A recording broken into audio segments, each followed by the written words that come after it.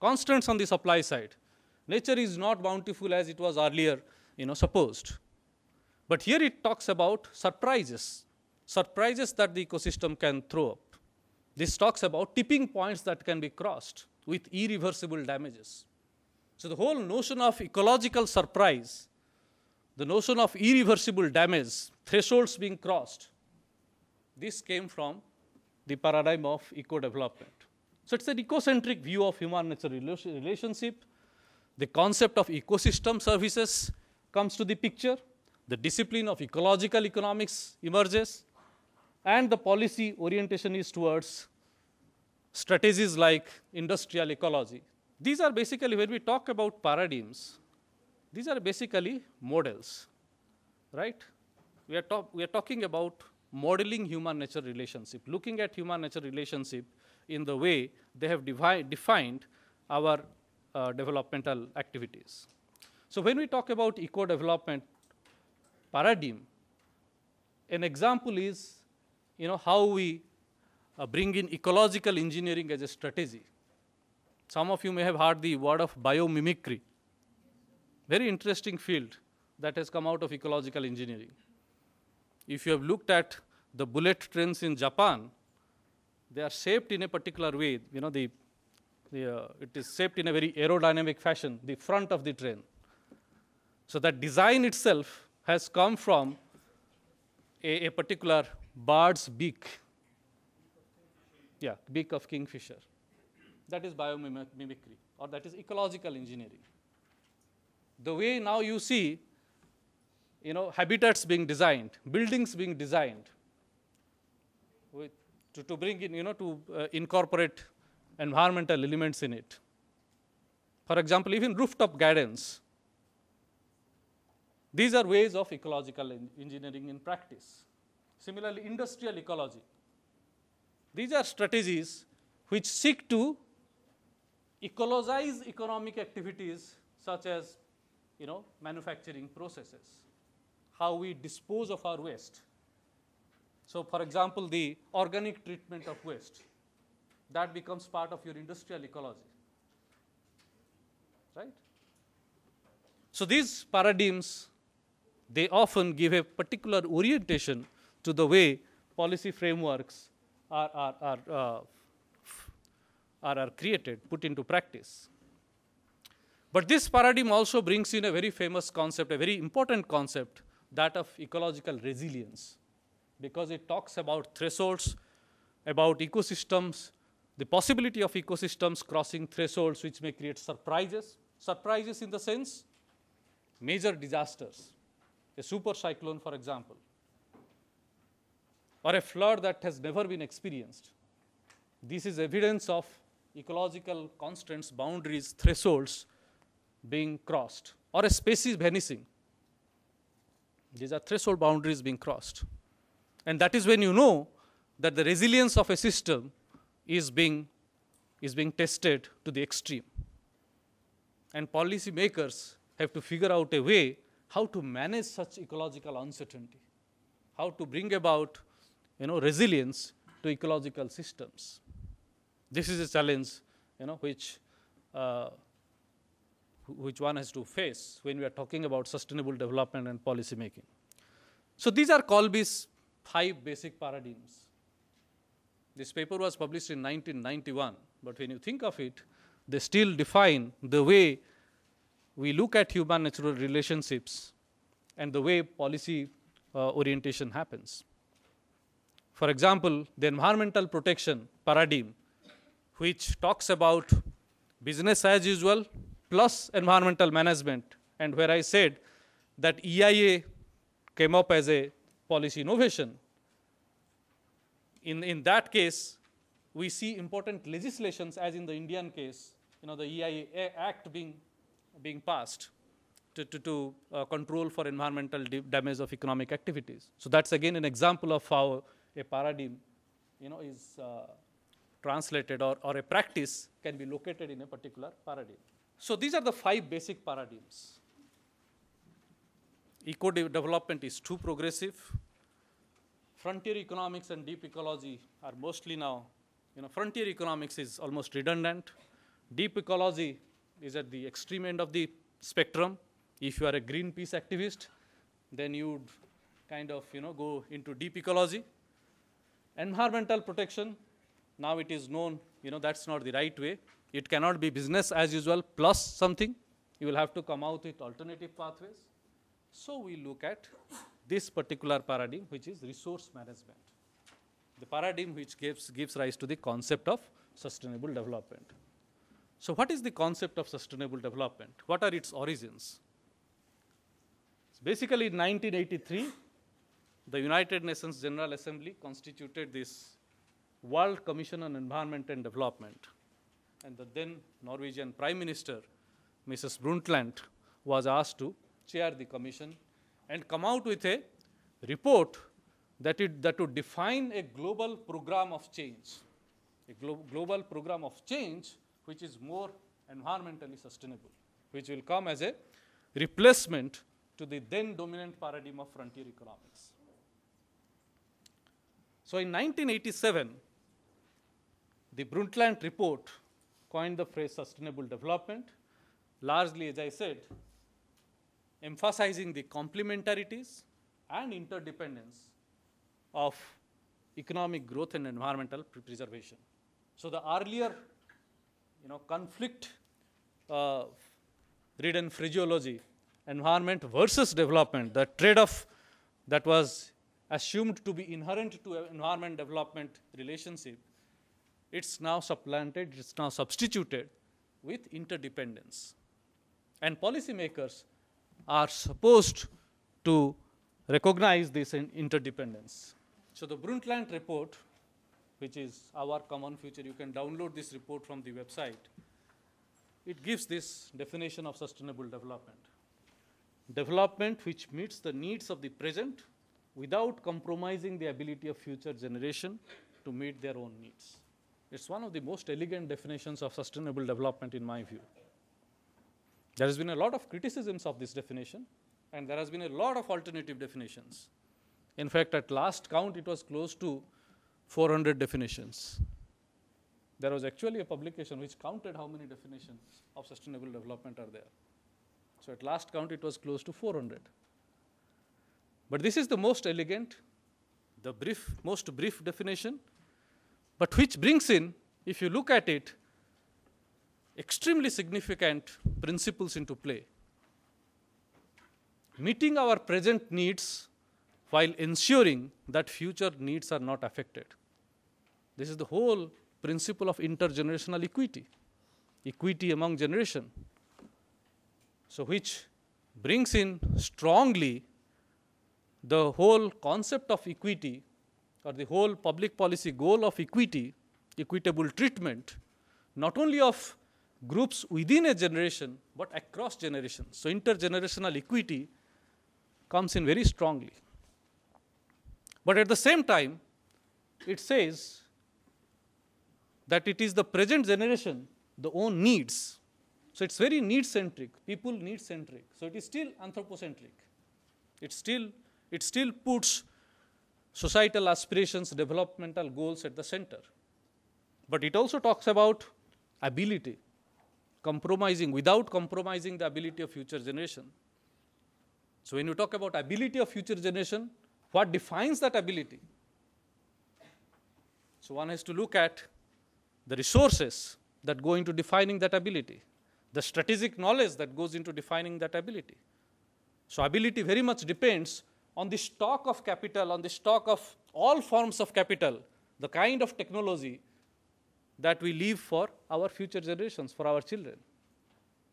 And when you commit to not compromising that ability, it means you are committing to not to compromise on the health of such capital stock. And this capital stock includes all forms of natural capital. So you are recognizing the sustainability constraints on environmental resource systems. And the beauty of it is that it is still very ambiguously framed. It's very generally framed. It is not prescriptive.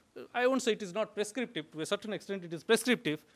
But it doesn't go into specifics. It doesn't tell you how you shouldn't compromise the ability. It gives you a norm, it gives you an ideal, but it doesn't really tell you hows. So it is left on nations to define how to implement this principle. So while criticism has been on this definition, that it is too general. It is too general to really put it into practice. But the counter argument is that it is intended to be general, because you hope the world community of nations to agree to this principle. And people can agree to a principle if it is to a certain extent a general principle. It's an ideal. If you start prescribing how to do it, then there would be counter views.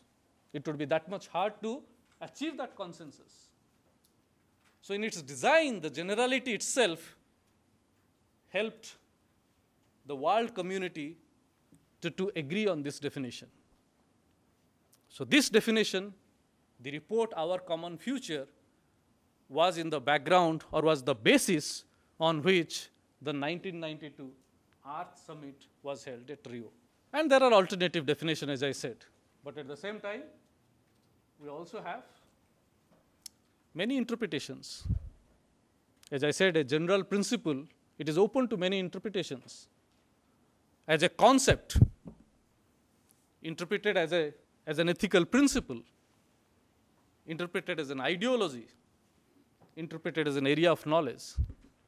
So the phrase sustainable development, it has been interpreted in many ways. There is if you Google sustainable development, you will find thousands of articles. And you will find conflicting views. So somebody said that it is a chaos of definitions. But underlying that complexity is the consensus. And very importantly, the consensus is at the institutional level, where policy making happens. So if there is an institutional consensus, then you can be sure that there is the possibility of translating a concept to practice. And the consensus is the famous 3 pillars consensus.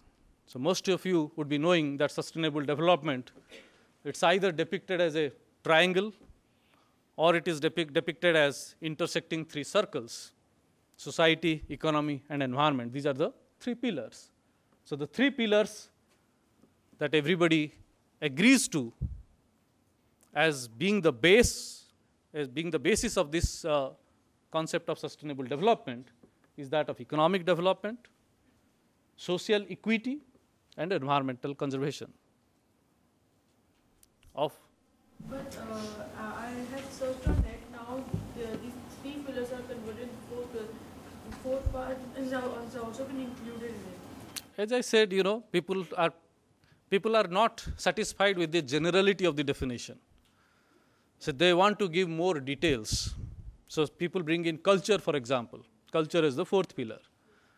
But still, the 3 pillars, the social sphere, still can be interpreted in a broad sense, to include cultural elements. So as I said, there are other alternative definitions. But this is the basic, framework, the 3 pillars framework on which there is international consensus. And you can seek to make it more detailed, bring in other aspects. Some agencies are trying to bring in gender explicitly into this particular framework. So it depends. But the more details you try to bring in, it becomes that much overloaded. It becomes that much difficult to achieve consensus. And the building up such a consensus, there is a long history to the process by which such consensus was achieved. It all started in the 1970s when there were major conferences, but the most important conference which started it was the one at the top, the Stockholm Conference on the Human Environment, in which the then Prime Minister of India, Mrs. Indira Gandhi, made a very famous statement that poverty is the biggest polluter. So that was a very powerful way of describing the human-nature relationship.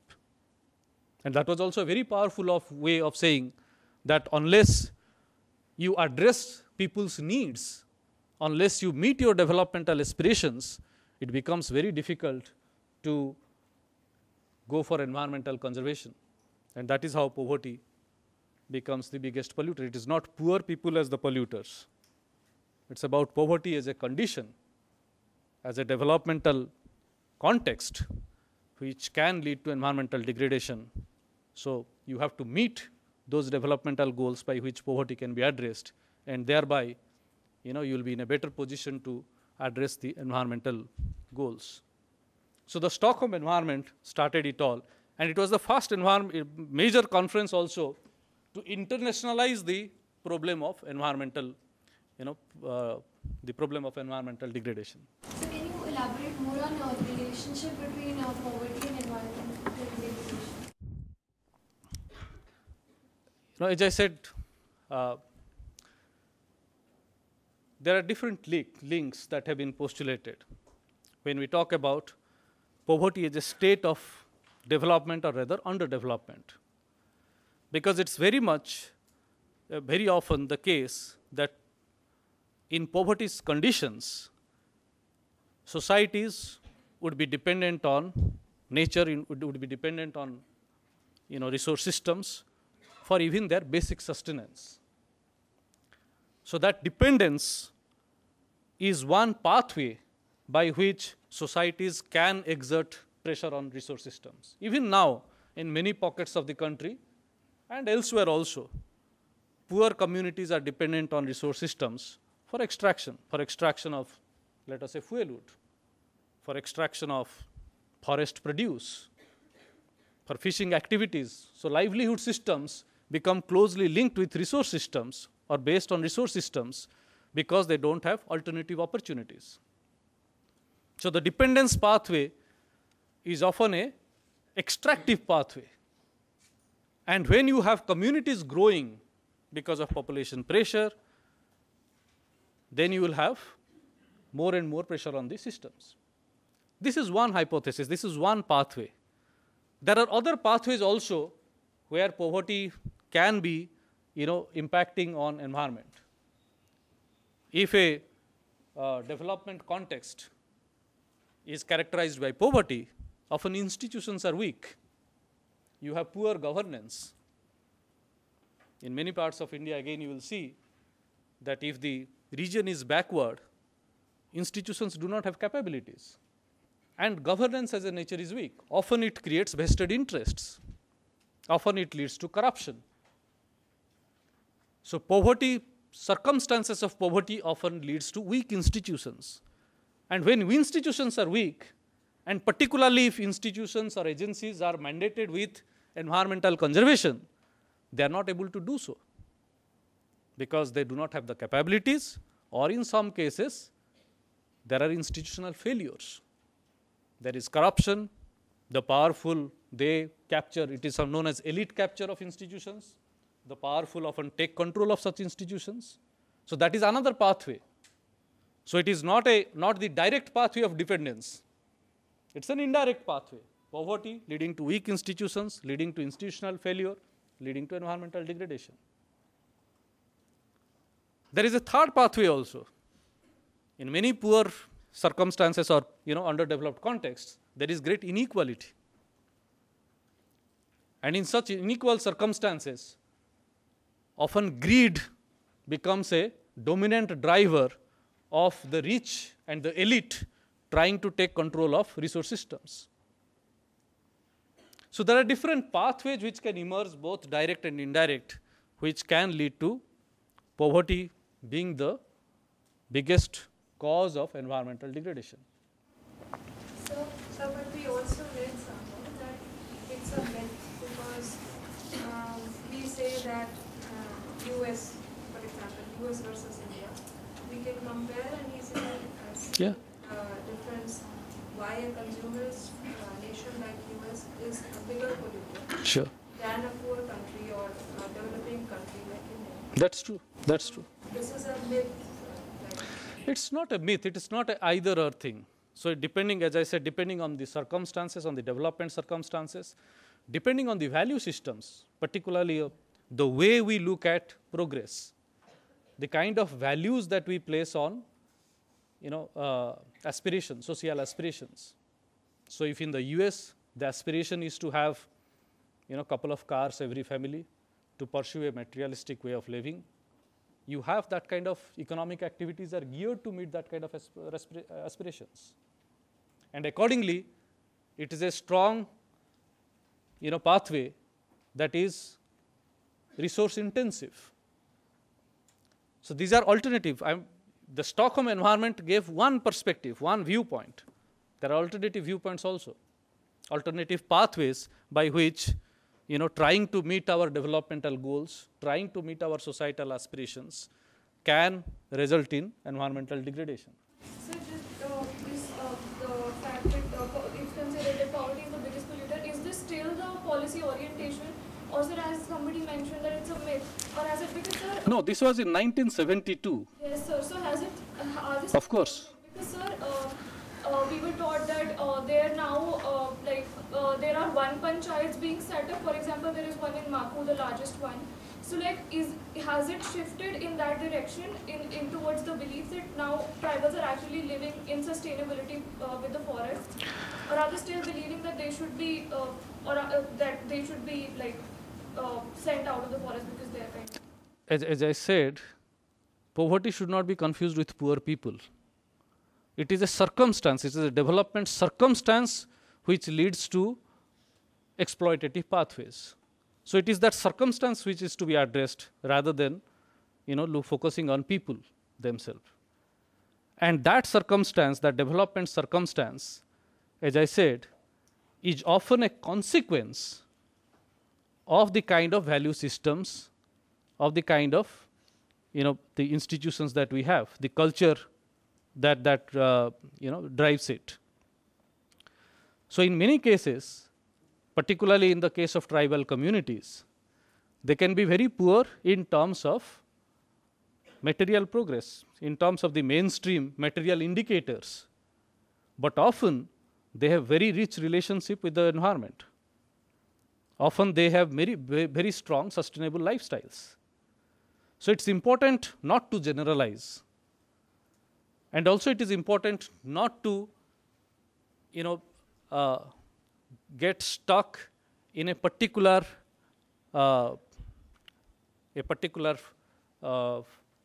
framework of understanding the human nature relationship. So that's why I said there is a range of paradigms, and in a particular context, one paradigm may fit.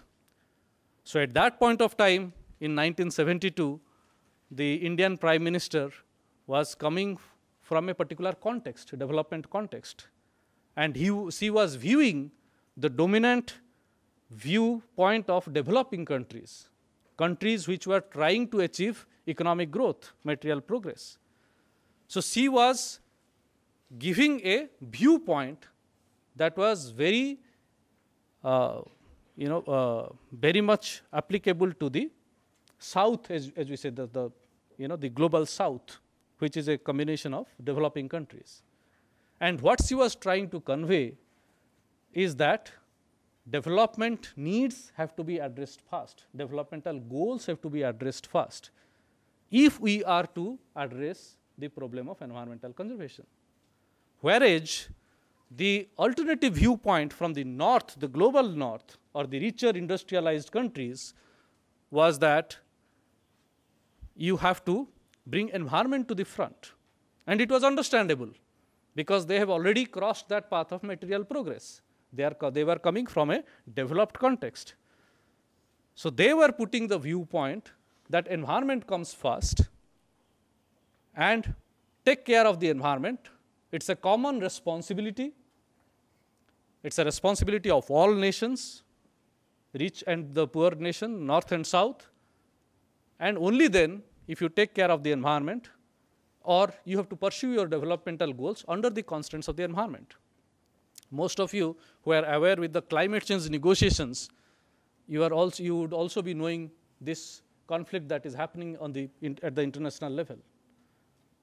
And it is all about, a set of countries which have already crossed that industrialized path, have exploited nature, and have now achieved significant material progress. So for them, environmental conservation is more important because of the amenity benefits it provides to their societies. It makes their societies richer on that aspect. But for the global south, the developing economies, they are yet to cross that